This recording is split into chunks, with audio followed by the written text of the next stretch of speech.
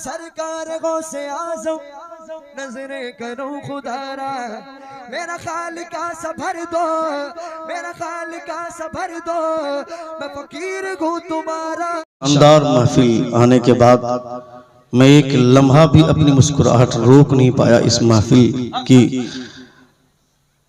जौलानियत को देखकर, आपके जज्बात को देखने के बाद, क्या बात कि इतने अच्छे लोग हैं, इतनी अच्छी शायरी सुनते हैं और इतने अच्छे अंदाज में ये शोरा को दादो तहसीन देते हैं। और जैसे ही तकरीर की बारी आती है, 4 आदमी वहां से, 5 आदमी वहां से, 3 आदमी वहां से उठ करके जाते हैं। जब बोला जाता है तो कहते हैं हम पानी पीने जा रहे हैं, इशारा करके। अल्लाह रब्बुल इज्जत हम तमामों की इस्लाह फरमाए। उड़ीसा, बंगाल, उत्तर प्रदेश, बिहार, झारखंड, इन इलाकों के लोग नेताओं के पीछे कुत्ता बन करके घूमते हैं। 1 लीटर पेट्रोल के चक्कर में ये लोग दिन भर उनका गुलाम बन करके घूमते हैं। और जब कोई आलिम कुछ बोलता है तो ये लोग कहते हैं कि मौलवी को सियासत पे बात नहीं करनी चाहिए। जो लोग खड़े खड़े पेशाब करते हैं वो राजनीति के ताल्लुक से क्या बात करेंगे। 12 लाख मुरब्बा मील पर हुकूमत की थी हजरत उमर फारूक ने। 12 लाख मुरब्बा मील पर हुकूमत की है हजरत उमर फारूक ने, तो बगैर सियासत के सीखे हुए नहीं। सियासत का मलका हजरत उमर को मुस्तफ़ा जान रहमत सल्लल्लाहु तआला अलैहि वसल्लम से मिला। बड़े अच्छे लोग हैं, आप सब इत्मीनान के साथ बैठे। बहुत ज्यादा देर तक नहीं बोलूंगा। मेरे बाद अजमत रजा भागलपुरी की भरपूर शायरी आप सबों को मुलाहिदा करनी है। अल्लाह रब्बुल इज्जत आपके जज्बात को सलामत रखे, आपके एहसासात को सलामत रखे। मैं जानता हूँ यहाँ से जाने के बाद लोग क्या करते हैं। अभी मैं आ रहा था तो चाय की दुकान पे, पान की दुकान पे लोग अड्डाबाजी, इस कदर भीड़ है वहां पे कि हम लोगों को आने के लिए रास्ता तक लोग नहीं दे पा रहे हैं। इस कदर भीड़ इकट्ठी है वहां पे। आप बताएं, जब हुजूर की महफिल यहाँ सजी है, हुजूर का जिक्र यहाँ पे हो रहा है, हुजूर के कैरेक्टर पे बात यहाँ हो रही है, हुजूर के इश्क पे बात यहाँ पे हो रही है, तो दुकानों पे क्या हो रहा है। और मर्दों से ज्यादा औरतें वहां पे जमा हैं। जो लोग जलसे को मेला समझते हैं वो इस तरह की हरकतें करते हैं। जो लोग जलसे को हुजूर की महफिल समझते हैं, हुजूर की सभा समझते हैं, उनका यकीन और उनका ईमान यह कहता है कि हुजूर की जहां भी महफिल सजती है, रूहानी एतबार से मुस्तफ़ा तशरीफ फरमा होते हैं। आपके पास वो इश्क ही नहीं है, आपके पास वो जज्बात नहीं है। कभी आपने मौत को याद किया? कभी ये सोचा कि हमको मरना होगा, हम इस दुनिया से जाएंगे? अभी रिकॉर्डेड ह्यूमन हिस्ट्री में, पूरी दुनिया में जो सबसे लंबा आदमी है, उसके ताल्लुक से कहा जाता है कि वो अमेरिका का एक इंसान है जिसका नाम रॉबर्ट फेडलोज है। रिकॉर्डेड ह्यूमन हिस्ट्री में सबसे लंबा आदमी, उसकी हाइट है 8.6 इंच। अभी रिसेंट में तुर्की का एक शख्स है जिसका नाम है कोसम सुल्तान, उसकी लंबाई है 8.8 फीट, उसकी लंबाई है। दुनिया का सबसे लंबा आदमी आज की तारीख में। मगर अल्लाह रब्बुल इज्जत ने एक कौम ऐसी पैदा फरमाया था जिसको कहा जाता है कौमे आद। कौमे आद की जो मिनिमम लंबाई थी, जो कम से कम उसकी लंबाई थी 28.8 फीट उसकी लंबाई थी, कम से कम। अब ज्यादा की आप सोच लें कितनी लंबाई हो। कम से कम जो उनमें बौना होता था, जिनको लोग नाटा कहते थे, उनकी लंबाई 28.8 ये उसकी लंबाई थी। आप जब मकान बनाते हैं तो सीमेंट और गारा के साथ, सीमेंट और बालू का गारा बनाते हैं, फिर ईंट जोड़ते हैं, तब आप दीवार बनाते हैं, फिर आप लीटन करते हैं, उसके बाद छत ढालते हैं, तब आपका मकान बनता है। वो लोग पहाड़ों का सीना चीर कर मकान बनाते थे। वो बीमार नहीं होते थे, कभी कभी बुखार नहीं आता था उनको, उनके सर में दर्द नहीं होता था, इतने मजबूत और तंदुरुस्त लोग होते थे। वो लोग पहाड़ का सीना चीरकर मकान बनाते थे जिनकी उम्र 600 साल 500 साल होती थी। अल्लाह रब्बुल इज्जत ने ऐसे लोगों को फरमाया था, वतत्तखिज़ून मसानिअ लअल्लकुम तख़लुदून, मकान ऐसा बना रहे हो जैसे तुमको हमेशा रहना है। उन लोगों को अपनी ताकत पर गुरूर था, घमंड था। अल्लाह रब्बुल इज्जत ने सबों का नामो निशान मिटा दिया। हमारी उम्र 60 और 70 साल में सिमट जाती है और हमारी बिल्डिंग करोड़ों की होती है और आसमान से बात करती है। इमाम साहब को 1000 रुपया देने के लिए हमारी औकात नहीं है, उनकी तनख्वाह 1000 बढ़ाने की हमारे पास औकात नहीं है, मगर अपने बाथरूम में 2.5 लाख रुपया लगा करके इमाम को ला करके दिखाते हैं, मैंने बाथरूम में 2.5 लाख रुपया लगाया है। ये हमारी सीलिंग देखिए, ये हमारा बाथरूम देखिए, ये हमारा टॉयलेट देखिए, ये हमारा बेडरूम देखिए, ये सब दिखाते इमाम को ला करके। मैं कहता हूं बेवकूफ, तुम्हारी पूरी जिंदगी 60 साल में सिमट जा रही है, 70 साल में सिमट जा रही है, उसके बावजूद तुम्हें इतना घमंड है कि जैसे दुनिया में हमेशा रहना है। तुम्हें पता होना चाहिए दुनिया में कोई हमेशा रहने के लिए नहीं है। तुम दुनिया से चले जाओगे, तुम्हारा नामो निशान मिट जाएगा, मगर कोई मुस्तफा से सच्चा इश्क करता है तो उनकी सजदों की रोशनी बाकी रह जाती है, उनके सजदों के कमालात बाकी रह जाते हैं। मुजाहिदे मिल्लत चले गए, मगर आज भी उनका नाम लिया जाता है तो जलसों में जान आ जाती है। वाह, नारे तकबीर, नारे रिसालत। कम से कम मौत को याद करना चाहिए। हजरत उमर फारूक की अंगूठी में एक तहरीर लिखी हुई थी।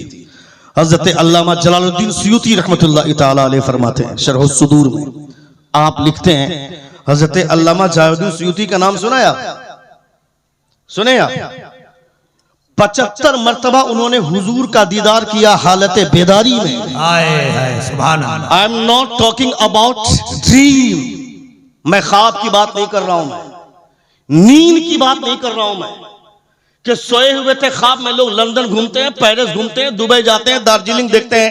आई am not talking about these things, मैं इसके बारे में बात नहीं कर रहा हूं। हालत बेदारी में अल्लामा जलालुद्दीन सुयूती ने 75 मरतबा से ज़ायद हुजूर का दीदार किया था। वो लिखते हैं कि हजरत उमर फारूक रज़ी अल्लाह तआला अन्हु की अंगूठी में एक तहरीर लिखी हुई थी। वह तहरीर क्या थी? हजरत उमर ने लिखवाया था, कफा बिल मौत वाहिदन या उमर, ए उमर, जिंदगी भर की नसीहत के लिए मौत को याद करना ही काफी है।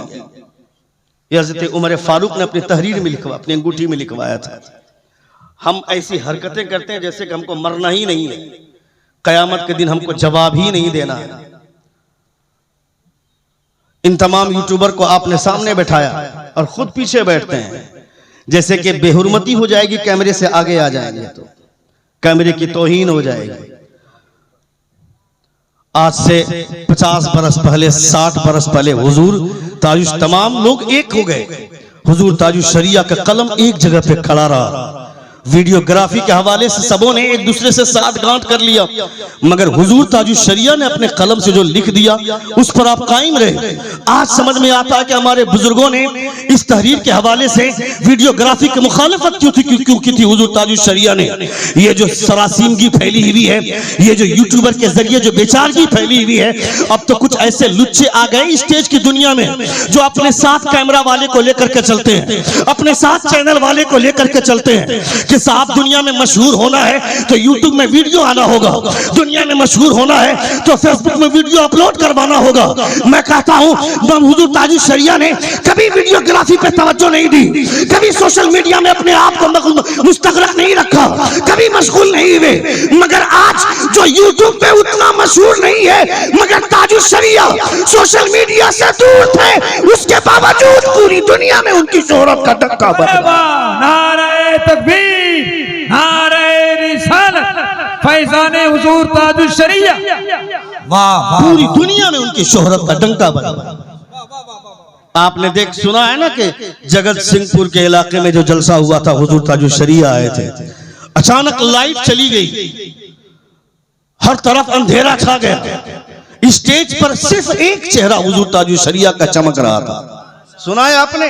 सुभान अल्लाह। मैं उस जलसे में मौजूद हूं, क्या बात, मैं उस प्रोग्राम में मौजूद हूं और स्टेज पर नहीं, नीचे बैठा हूं मैं, इसलिए कि ताकि हुजूर ताजुश शरिया को सामने से देख सकूं मैं।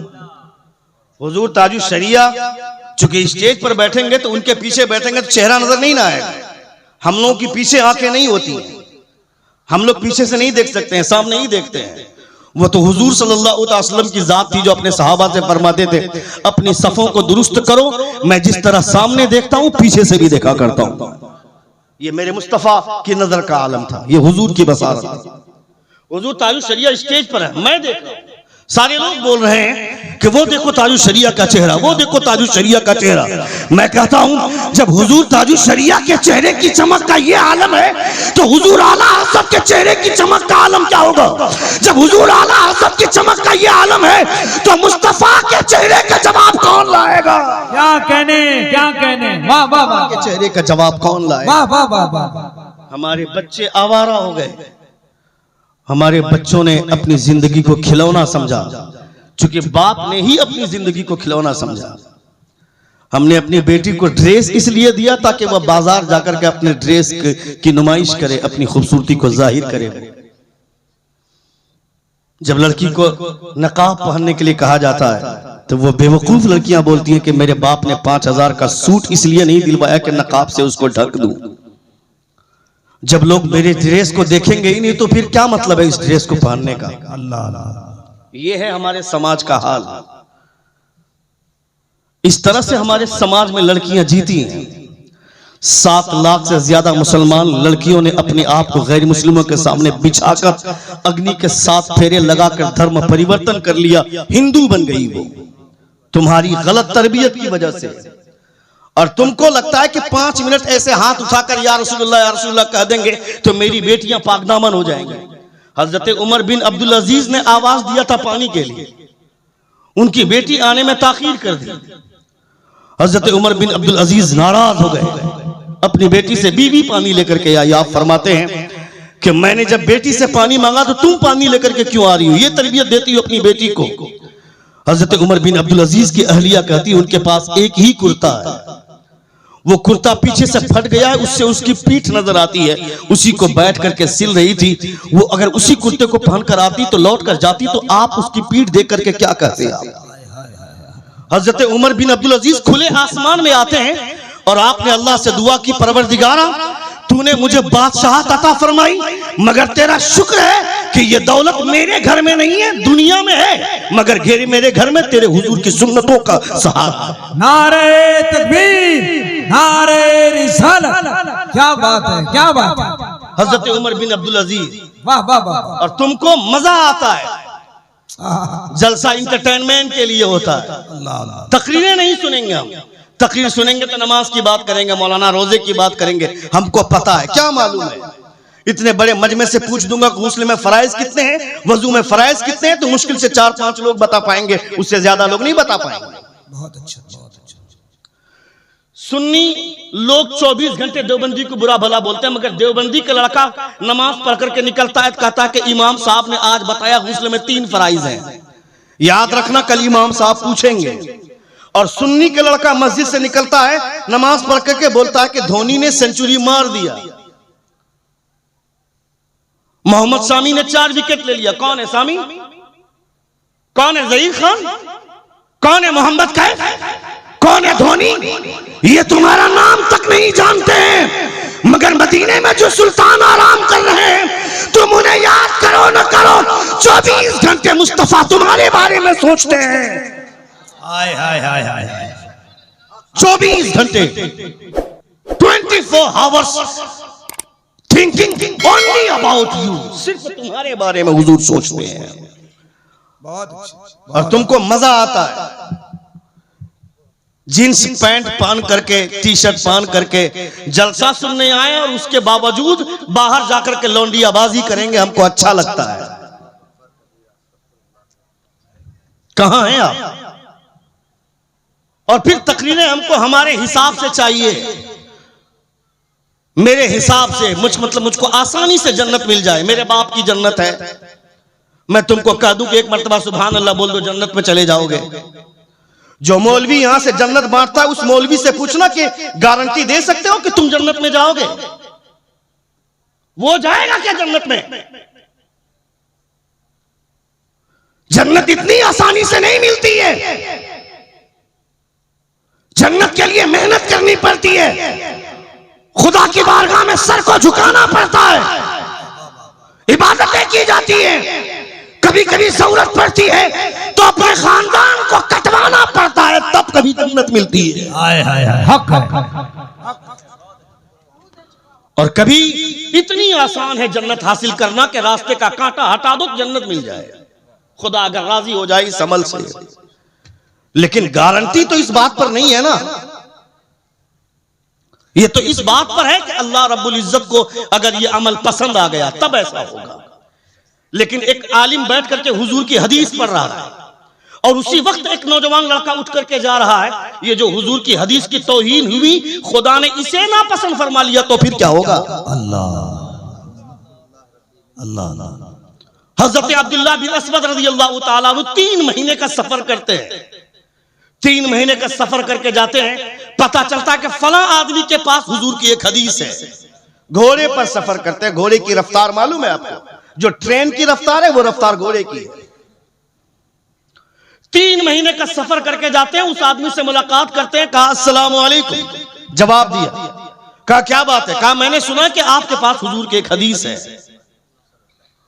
कहा जी हाँ मेरे पास हुजूर की एक हदीस है। कहा सुना दीजिए। वो हदीस सुनी, उसके बाद घोड़े पर बैठ गए। कहा खाना नहीं खाएंगे? कहा जब खाना खाने के इरादे से आऊंगा तो खा कर जाऊंगा, आज मैं सिर्फ हुजूर की हदीस सुनने आया था। अल्लाह अल्लाह अल्लाह। अपने आप को सुन्नी बोलते हैं हम, और हमको ये नहीं पता कि हुजूर की महफिलों में बैठने का अदब क्या होना चाहिए। अल्लाह अल्लाह। 50 मरतबा आलिम यहां से चीख चीख करके कहे कि बैठ जाइए बैठ जाइए बैठ जाइए, मगर बैठने की तौफीक नहीं होती है हमको। पत्थर उठाइए मारिए मेरे सर पे, मैं मर जाऊं, क्या करूं जिंदा रख के जब आपको बैठा नहीं पाऊंगा मैं तो।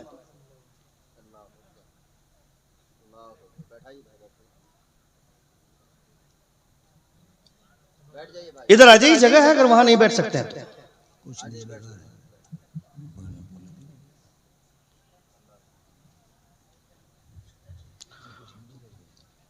5 से 10 मिनट सुनेंगे, 5 से 10 मिनट सुनेंगे। कितने लोग सुनेंगे? जरा हाथ उठाकर कहें या रसूल अल्लाह, और एक बार कहें या हबीब अल्लाह। एक पंडित किसी रास्ते से गुजर रहा था, देखा कि रास्ते में बहुत बड़ा पत्थर है।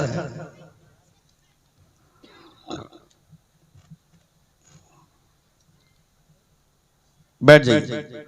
रास्ते में बहुत बड़ा पत्थर है, लौट कर आया तो वो पत्थर हट गया। ये महफिल रसूल है, इसको जितना बेहतर बना करके बैठेंगे आप, मुस्तफा की रूह उतने बेहतर तरीके से मुस्कुराएगी। सुभान अल्लाह सुभान अल्लाह। आपके बैठने का अंदाज सबसे अलग होना चाहिए। यहाँ पे कीर्तन उर्तन नहीं होता, यहाँ पे म्यूजिक नहीं बजता, यहाँ पे हारमोनियम नहीं, ये ऑर्केस्ट्रा नहीं है ना, पीछे से बैकग्राउंड म्यूजिक नहीं आएगा यहाँ पे। यहाँ जो बात होगी हुजूर के किरदार की रोशनी में होगी। इसलिए दिल बड़ा रख करके सुनिए आप। मिशकात की एक हदीस से पाक है, उलमाए किराम तशरीफ फरमाए। हजरत उमर फारूक रज़ी अल्लाह ताला अन्हु, हजरत अबू हुरैरा से नबी कौनैन ने फरमाया कि जाओ ये पैगाम सुना दो कि जिसने दिल से ला इलाहा इल्लल्लाह कहा वो जन्नती हो गया।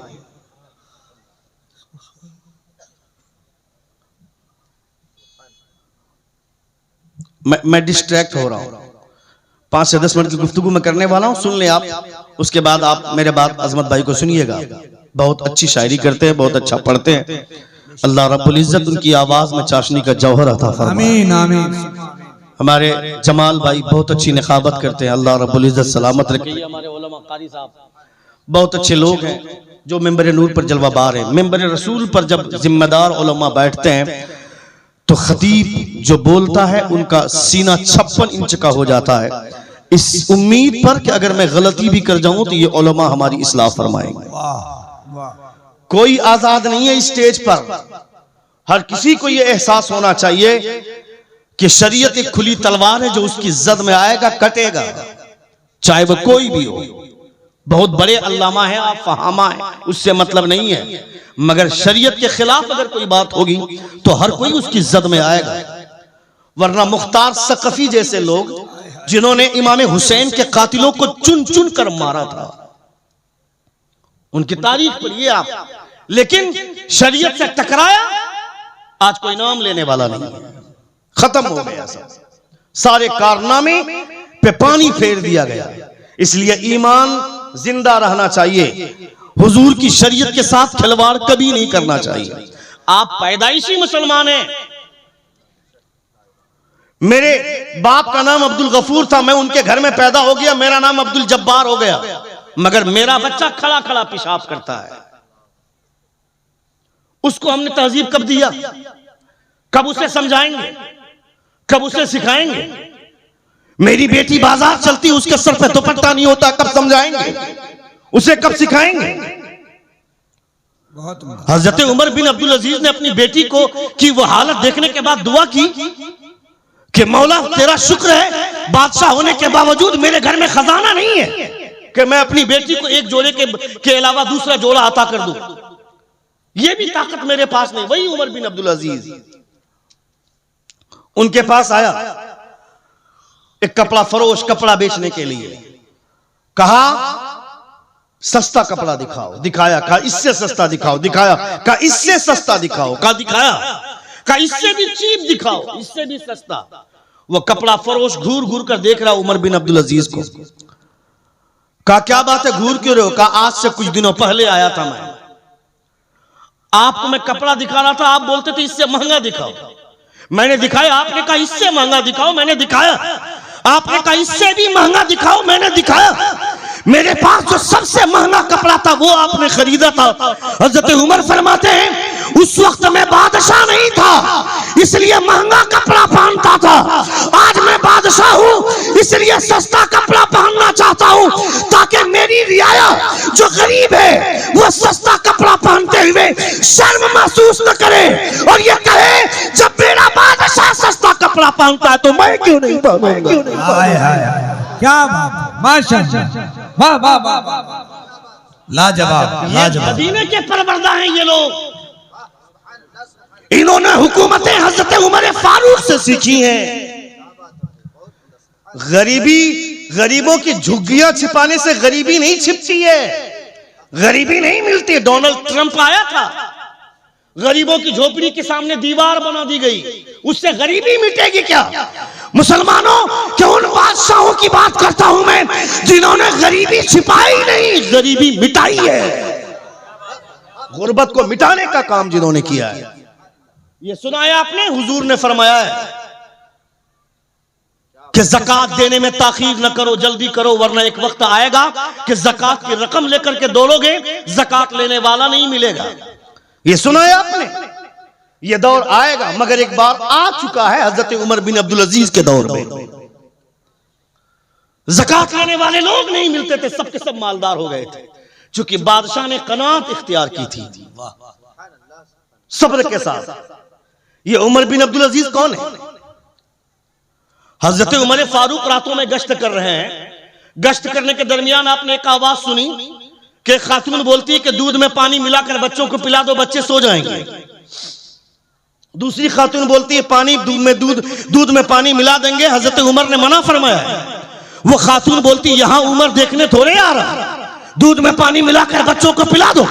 दूसरी खातून बोलती है उमर नहीं देख रहा तो क्या हुआ, उमर को पैदा करने वाला खुदा देख रहा है। जोर से बोले, जोर से बोले। उमर को पैदा करने वाला खुदा देख रहा है। हजरत उमर ने पूरी बात सुनी, वापस आ गए। सुबह वजीर को भेजा, कहा जाओ पता करो कि दूध में पानी मिलाने की बात कौन कर रही थी और ये जुमला कौन कर रही थी, कह रही थी कि जो उमर नहीं देख रहा तो क्या हुआ, उमर का खुदा देख रहा है। क्या बात है। वजीर आया, पता लगा कर गया, जाकर के बोलता है कि एक बूढ़ी खातून है जो ये बोल रही थी कि उमर यहां देखने नहीं आ रहा, दूध में पानी मिलाकर पिला दो। उसकी एक जवान बेटी है जो कंवारी है अभी तक, वो ये बोल रही थी कि उमर नहीं देख रहा तो क्या हुआ, उमर का खुदा देख रहा है। सुभान अल्लाह। हजरत उमर ने अपने बेटों को लाइन पे खड़ा कर दिया, कहा तुम में से कौन उससे शादी करना चाहता है? तुम जिसके उसके दरवाजे पर बेटी तलाश करने जाते हो, बहू तलाश करने जाते हो, बीवी तलाश करने जाते हो, जिसके दरवाजे पर 4 व्हीलर कार लगी होती है, जिसकी बिल्डिंग आसमान से बात करती है, जिसके पास बैंक और बैलेंस है, हजरत उमर ने बेटों को खड़ा किया, तुम में से कौन उससे शादी करना चाहता है? एक लड़के ने कहा कि मैं शादी करना चाहता हूं। हजरत उमर ने निकाह का पैगाम भेज दिया, उस लड़की से निकाह हुआ। कमाल देख, उस लड़की से निकाह हुआ, निकाह के बाद खुदा ने उस बेटी की कोख से एक बेटी पैदा फरमाया, फिर उसकी कोख से एक बेटा पैदा किया, जिसको दुनिया उमर बिन अब्दुल अजीज के नाम से जानती है। नारे तकबीर, नारे रिसालत, उलमाए अहले सुन्नत। माशाअल्लाह, माशाअल्लाह। जब लड़कियां पाकदामन होती हैं तो उनके घर का बच्चा मुस्तफा जान रहमत का कैरेक्टर सुनने वाला होता है। जिनकी कोख में जहर भरा होता है उनके बेटे सलमान खान को फॉलो करेंगे, नाचने वाले लोगों को फॉलो करेंगे। बेवकूफ, तुम्हारे नौजवानों ने सलमान खान की वजह से अपने आप को अय्याशी में मुब्तला किया, सोचा कि वो मुसलमान है। शाहरुख खान के बारे में सोचा वो मुसलमान है। ए बेवकूफ, किसी खान को पीछे भागना है, खबरदार खबरदार, ये नाचने वाले बॉलीवुड के खान के पीछे मत भागो। भागना है तो बरेली के अहमद रजा खान के पीछे भागो। हाय हाय हाय हाय हाय, वाह वाह वाह वाह वाह वाह, लाजवाब, जिंदाबाद जिंदाबाद। बरेली के इमाम मोहम्मद रजा खान के पीछे भागो। जो इनके पीछे भागता है वो किसी के पीछे नहीं भागता है, उसकी वो रहता है हिंदुस्तान में, मगर उसकी नजर गुंबद खजरा पे जाती है। तकरीरें सुननी चाहिए, खिताब सुनना चाहिए। मैं किसी शायर के खिलाफ नहीं हूं, क्योंकि मुझे पता है कि शेर कितनी मेहनत से आता है। हाँ, मैं उसके खिलाफ हूं जो स्टेज के तकद्दुस को पामाल करते हैं। रसूल दी वकार सल्लल्लाहु अलैहि वसल्लम की नात जिस सलीके के साथ ये हमारे शोरा पढ़ते हैं, अजमत भाई वगैरह, अल्लाह रब्बुल इज्जत सलामत रखे ऐसे नात खानों। मज़ामीर के साथ या दिगर मशीनों के साथ जो लोग पढ़ते हैं, कहीं ना कहीं नौजवानों में बेराहरवी आती है। उसकी रोकथाम के लिए एक आवाज उठी, मगर वो नश्र नहीं होना चाहिए था जो स्टेज पे झमेला हुआ था। जबकि वहां स्टेज पर यह ऐलान हुआ था कि खुदा के वास्ते कोई इसको फेसबुक या यूट्यूब में नहीं डालिएगा, मगर चैनल वालों को सिर्फ व्यू बढ़ाना है ना।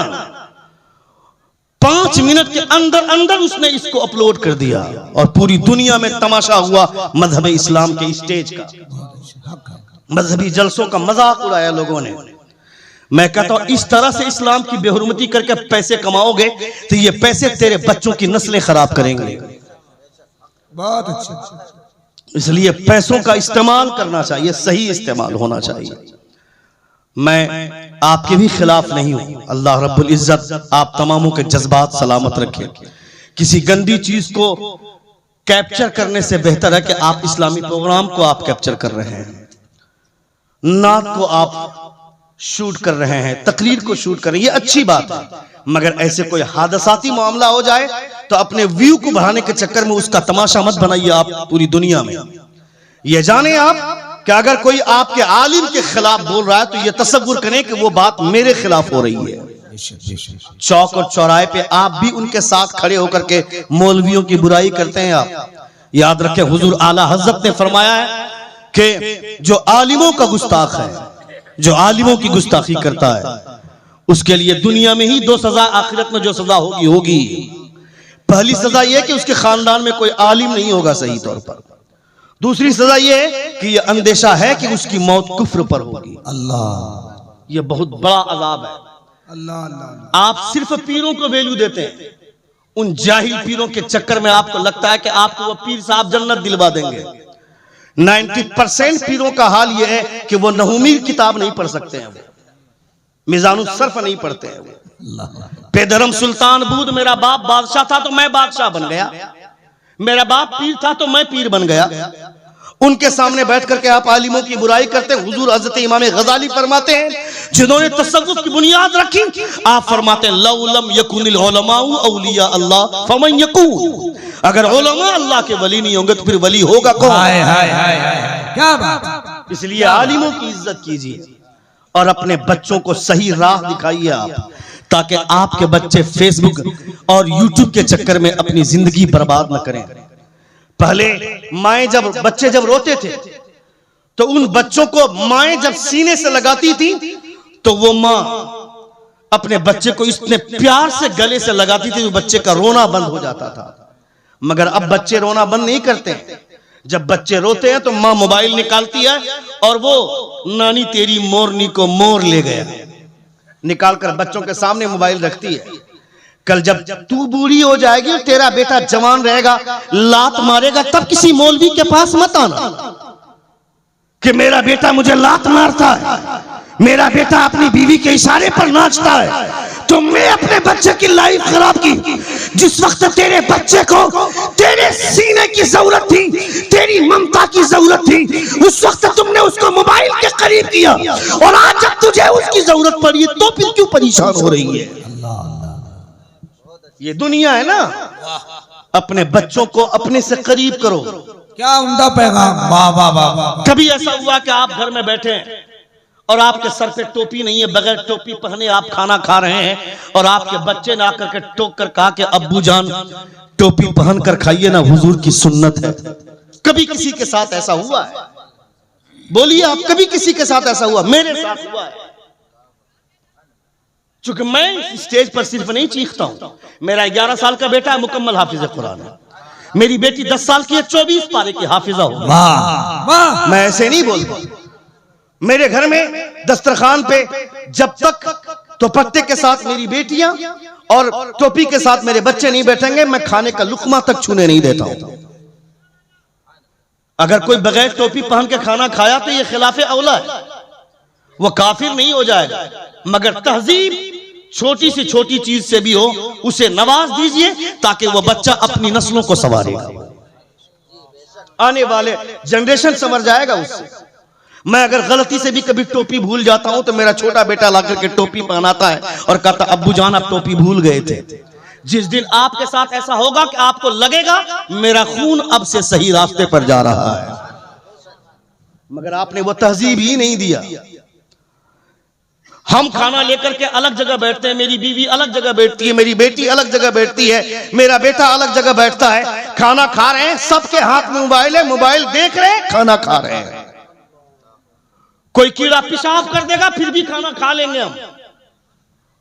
इस कदर मोबाइल में अपने आप को बर्बाद किया हमने। ये मोबाइल जब जब खोलते हैं तो किसी ना किसी का ऐड आता है, यानी कोई गुटखे का प्रचार करता है। बॉलीवुड के लोग गुटखे का प्रचार कर रहे हैं और क्रिकेटर लोग जुए को प्रमोट कर रहे हैं। जुआ खेलोगे पैसे कमाओ, ये गेम डाउनलोड करो लाखों लाख कमाओ, ये गेम डाउनलोड करो लाखों लाख कमाओ।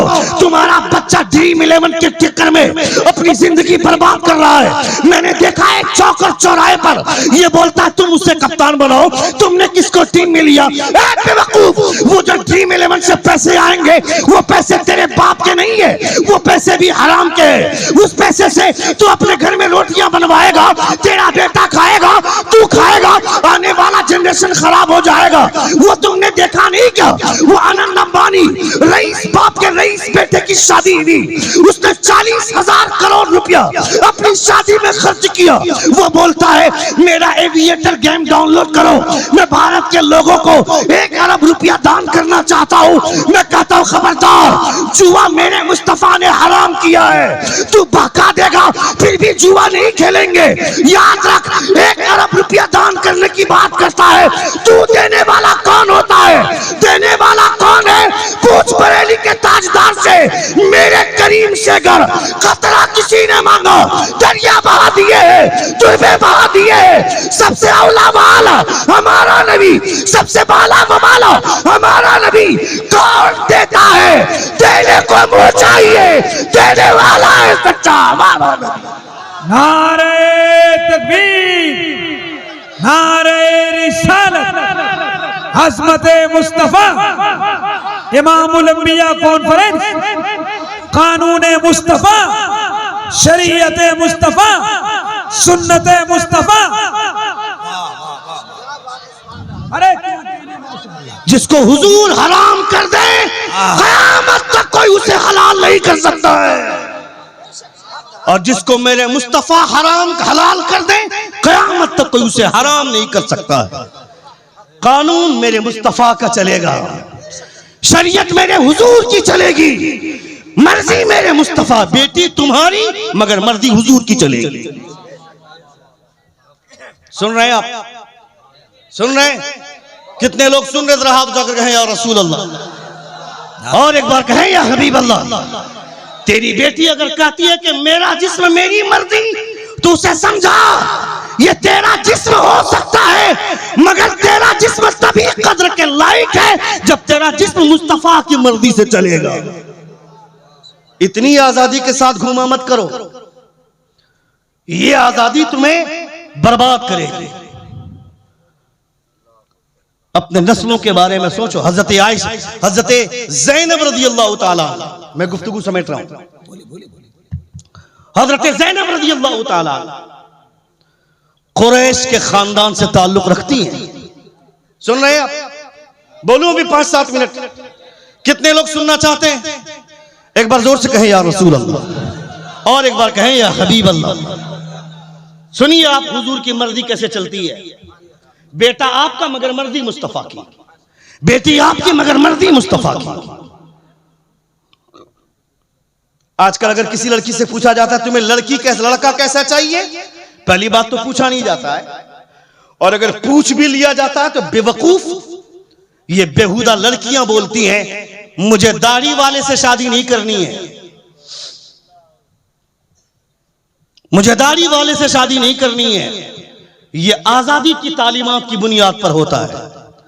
मैं तुमसे कहना चाहता हूं, अगर तू चाहता है मेरे निकाह में कोई दीनदार और अच्छे कैरेक्टर की लड़की आए तो शादी से 2 महीना पहले अपने चेहरे पर दाढ़ी सजा लो, इसलिए कि दाढ़ी वाले को हर लड़की पसंद नहीं करेगी। वो लड़की पसंद करेगी जिसके सामने फातिमा का कैरेक्टर होगा, जिसके सामने हज़रत आयशा का किरदार होगा। क्योंकि दुनिया का सबसे खूबसूरत इंसान मेरे मुस्तफा है। जोर से, हुजूर से ज्यादा बेहतर चेहरा किसी का नहीं। मेरे मुस्तफा का चेहरा सबसे हसीन, सबसे खूबसूरत। वो लुच्चा क्या जानेगा यतीम नरसिम्हानंद या हरामगिरी महाराज, वो क्या जानेगा हुजूर के चेहरे की शान क्या है, हुजूर की खूबसूरती का आलम क्या है। ये टपोरी साधु जो 6-6 महीना तक नहाता नहीं है, जिनके कपड़ों से, जिनकी धोती से, जिनके किरदार से बदबू आती है, वो क्या जानेगा मुस्तफा की शान क्या है। ये जानना है तो किसी साधु को मत सुनो। देख शेख सादी फरमाते बलगलुला भी कमाली, कसफत तुजा भी जमाली। दुनिया के तमाम खूबसूरत चेहरे एक तरफ और आमिना के लाल का तलवा एक तरफ। नारे तकबीर, पूरा मजमा खड़ा हो जाए। लब्बैक या रसूल अल्लाह, लब्बैक या रसूल अल्लाह, लब्बैक। नारे तकबीर, नारे रिसालत, नारे रिसालत। लब्बैक लब्बैक लब्बैक या रसूल अल्लाह, लब्बैक लब्बैक लब्बैक या रसूल अल्लाह, लब्बैक लब्बैक लब्बैक या रसूल अल्लाह, लब्बैक लब्बैक लब्बैक या रसूल अल्लाह, लब्बैक लब्बैक लब्बैक या रसूल अल्लाह, लब्बैक लब्बैक लब्बैक या रसूल अल्लाह, लब्बैक लब्बैक लब्बैक या रसूल अल्लाह। नारे तकबीर, नारे रिसालत, नारे रिसालत, नारे रिसालत, नारे रिसालत, नारे रिसालत, नारे रिसालत, नारे रिसालत। गुलामाने नबी हैं, इश्क के जंजीर देंगे हम। कहाँ आशिक ने अहमद रजा का तीर देंगे हम। अगर उंगली उठाई अजमत शान रिसालत पर, फिर फारूक बनकर तेरा सीना चीर देंगे हम।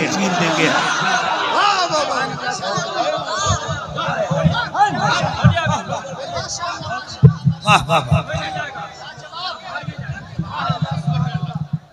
होगी तकरीर होगी। वाह वाह वाह।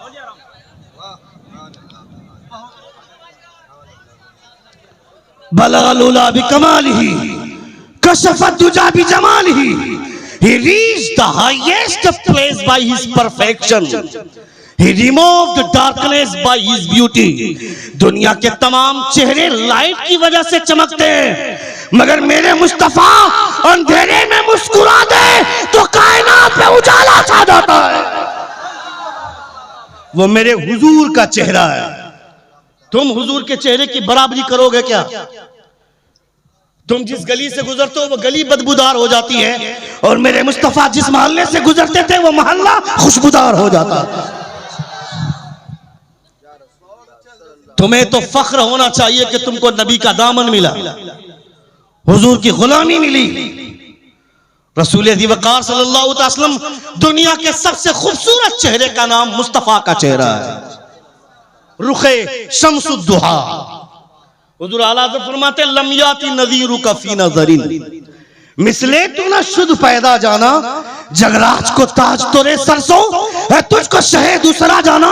ए अल्लाह के रसूल, मेरी नजरों ने आपसे ज्यादा हसीन और जमील किसी को देखा नहीं। हजरत हसन बिन साबित 10 कदम आगे निकलकर फरमाते हैं वाहसन मिन कलम तरक़तुइनी वाजमल मिन कलम तलिदिन निसा।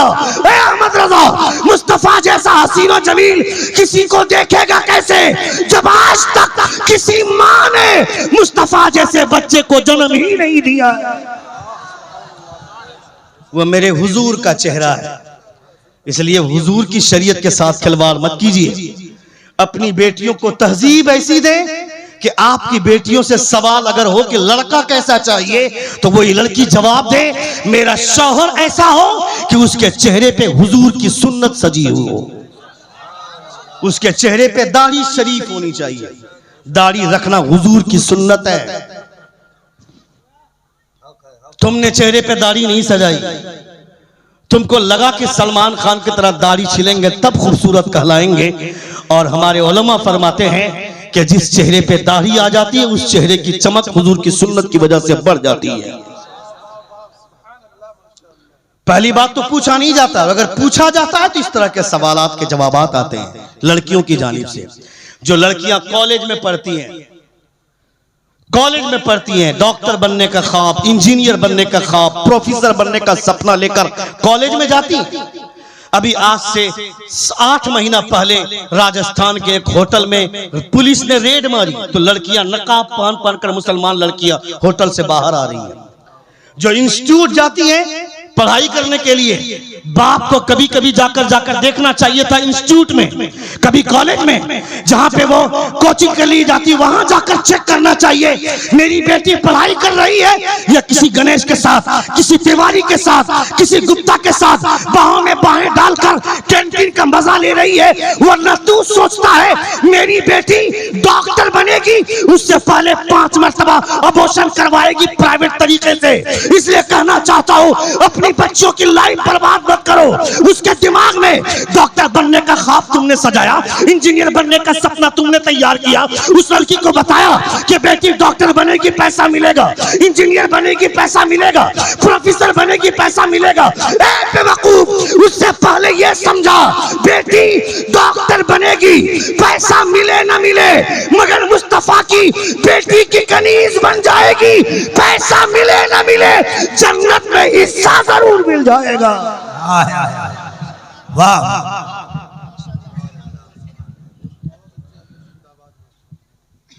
इसलिए अपनी बच्चियों की तालीम संभालिए। आखिरी बात मेरी सुन ले, मेरी तकरीर खत्म हो रही है। एक बार जोर से कहें या रसूल, और एक बार कहें या हबीब अल्लाह। हजरत ज़ैद बिन हारिसा रज़ियल्लाहु ताला, जिनको हुजूर ने अपना मुंह बोला बेटा करार दिया था, उनको कहा कि जाओ ज़ैनब से ज़ैनब को निकाह का पैगाम दे दो। गए हजरत ज़ैनब के पास, कहा कि मैं आपसे निकाह करना चाहता हूं। हजरत ज़ैनब ने कहा ज़ैद अपनी औकात देखो, तुम एक गुलाम हो और मैं खानदान कुरैश की बेटी हूं, मैं कैसे तुमसे शादी कर सकती हूं। हजरत ज़ैद ने कहा कि मुझे हुजूर ने भेजा है। कहा हुजूर ने भेजा तो क्या हुआ, मैं हुजूर का कलमा जरूर पढ़ती हूं, मगर ये जिस्म मेरा है, मर्जी मेरी चलेगी, निकाह किसके साथ करना है नहीं करना है इसका फैसला मैं करूंगी। ये हजरत ज़ैनब ने बोलकर भेज दिया। हजरत ज़ैद पहुंचे, हजरत जैद कुछ कहते ही अल्लाह रब्बुल इज्जत ने कुरान मुकद्दस की आयत भेजी, वमा कान लिमुमिनिन वला मुमिनतिन इज़ा क़दल्लाहु व रसूलुहु अमरन अन यकून लहुमुल खियरा। जब मेरे महबूब किसी के हक में कोई फैसला फरमा दे तो उसका इख्तियार निकल जाता है। जिंदगी तुम्हारी है मगर इख्तियार मुस्तफा का चलता है। हजरत जैनब ने कहा, ए जैद, मुझे नहीं पता था कि मेरे ऊपर इख्तियार मुस्तफा जाने रहमत सल्लल्लाहु अलैहि वसल्लम का है। आओ मैं तुमसे निकाह करने के लिए तैयार। इसलिए कभी इस हवाई में मत रहना कि मैं अपनी लाइफ जैसे चाहूं गुजारूं। नहीं, लाइफ तुम्हारी है मगर गुजारना वैसे ही होगा जैसे हुजूर ने बताया है। हुजूर के तरीके पर जिंदगी गुजारनी होगी। जिंदगी ने फिर कभी वफा की तो इंशाअल्लाह ताला गुफ्तगू होगी। हमारे बोलने में या आपके सुनने में कोई गलती हुई हो, सभी हजरात हमारे साथ मिलकर बाबाज़े बुलंद तौबा इस्तग़फ़ार पढ़ें।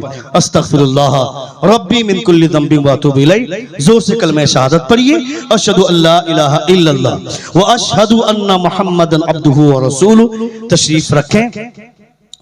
अज़मत रज़ा भागलपुरी।